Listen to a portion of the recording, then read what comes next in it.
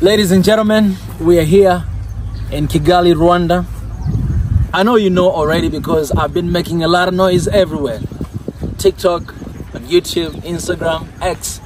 And right here, what you guys see, this is the view of Kigali, Rwanda. This is just one of the area because Rwanda is the country of 1,000 hills. And these are just some of them. Look at the beauty of this country. You know, this is one thing that I've realized. Africa, naturally, is very beautiful. But there are things that are constantly bothering us. There's things that are constantly painted to make Africa look bad.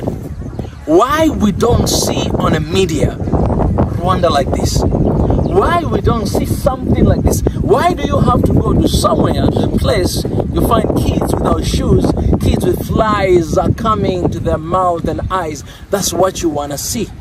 You don't see the beauty of this country. You don't see what I'm seeing here right now. And I'll tell you the truth, this is not just in Rwanda, but this is in all continent of Africa. You know what I'm saying? I am surprised. I am excited. And I am motivated just being in this country, looking at the beauty of this country. All right, when I was in Lusaka, I said one of the very beautiful things about Lusaka is that there's the trees everywhere. The same thing I'm finding here in front of me. The weather's amazing. The weather's incredible. Because when you look at the city of Kigali, everywhere there's a trees. And this is the capital city. What about other cities? Man, as I was landing from Tanzania all the way to Rwanda, I could see the trees. I could see the greenish everywhere. I could see the beautiful nature of this country. I could see everywhere, man. And only one thing comes to my heart. I only want to do one thing. Only want to do one thing. But guys, Africa is not how the media's painted it to be. And now it is our duty as Africans to reimagine Africa, to rechange Africa, to write our own narratives the way we want, to show the world the true image of Africa. And this is Africa right now. Look at how clean this city is. Look at how neat this country is. Look at this. Look at this, man. This is Africa. They have a little dam right there. You have a lot of forest hills. You have houses there. Look at where I'm standing here. You cannot find, I can actually eat chapati and ugali here on the floor. It's clean everywhere. Neat. The country is organized. The country is well arranged. And you know, and my cry is for the rest of Africa. Why it seems like in some of the countries it is impossible to do something like this. I'm not here to compare one country and another. I'm here to be inspired. If you're feeling bad about this, you should ask yourself, why are you feeling that way? Because I'm looking at this and I'm like, yes, this is the standard of Africa. This is how it's supposed to be. I don't see the difference between here and, you know, and Europe. I don't see the difference between here and America. The matter of fact, when you go to Eastern Europe, it's not as good as this. I'll tell you the truth. Or Eastern Asia, it's not as good as this. I'll tell you the truth. But this is Rwanda. This is where we are right now. You know what? If you've never been here, you better come as soon as possible, man. Because this is what is happening in here. It is possible in Africa. And that is my cry to the leaders of Africa. It is possible to be disciplined enough to have a vision for your country and to make some good changes like this. Even more than this. It is possible, man. And then you have a couple guys who are saying, you know what, Poor Kagame, Poor Kagame, Poor Kagame what? Do you see what is happening in this country? Do you see what is happening in this country? I remember Libya, Muammar Gaddafi, what was doing to that country and what they did to him. And today, there's some crazy people out there, they wish the same thing to this country. No, it ain't gonna happen. We are not going to allow it to happen. If you've never been here, come here to experience what I experienced. Come here. I'm gonna defend with everything I got this country. Because I'm an African and I love Africa. I love every single country in Africa. Everywhere I went, I get connected in a different way. And here in Rwanda, man, I'm like, this is one feeling that I get, that it is possible. And Africans were able to do exceedingly, abundantly than what other people think. You know, I had a professor in my school when I was studying in Seoul National University. And he asked me one thing. He said, do you know what is the problem with Africans? He was from Greek. He's from Greek. And I was like, okay, enlighten me. What is the problem with Africans?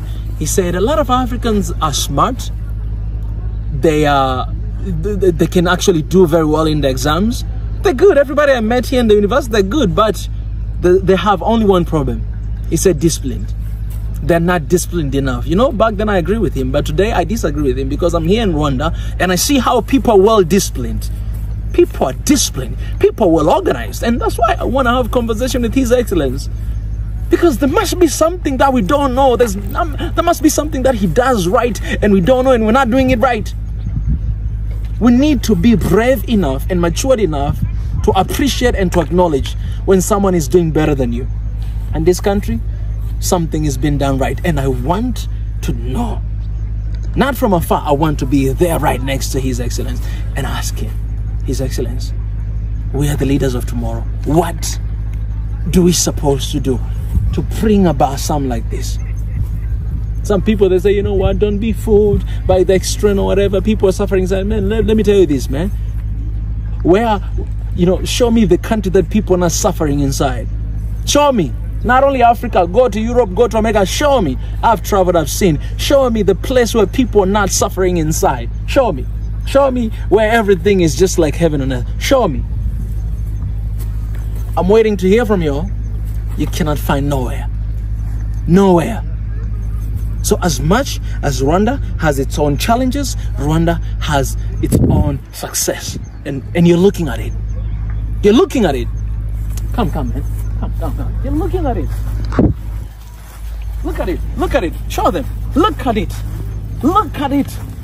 And then say something after you look at this. Then let me know. Tell me. After you look at this, tell me. Tell me. After you look at this, tell me. This is exactly how I feel in my heart. This is exactly how I feel right now. I am so damn proud being African. And I am grateful to be alive and to see this with my own eyes. Because I have story to tell to my children, my kids.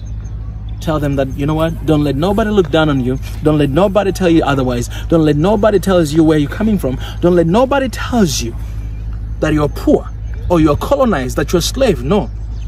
Know who you are, your identity. Know where you're coming from, your source. Know why are you here, your purpose. Know what can you do, your potential. Know where you're going, your destination. If you know that, my son, if you know that, my daughter, game over. The result, the outcome is this one. I don't even know how to end this video, but here's where I'm gonna end. Call me Nditwa Kwizera Mugisha.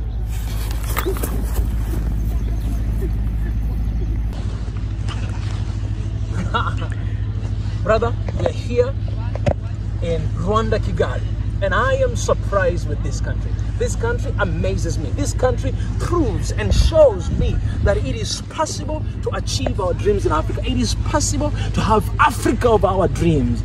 These are no longer dreams, but this is the reality of what is happening in the continent. Rwanda, I love you. Rwanda, thank you for inviting me. Rwanda, you know, I'm Rwandese right now. That's why you can call me Kwizera Mugisha.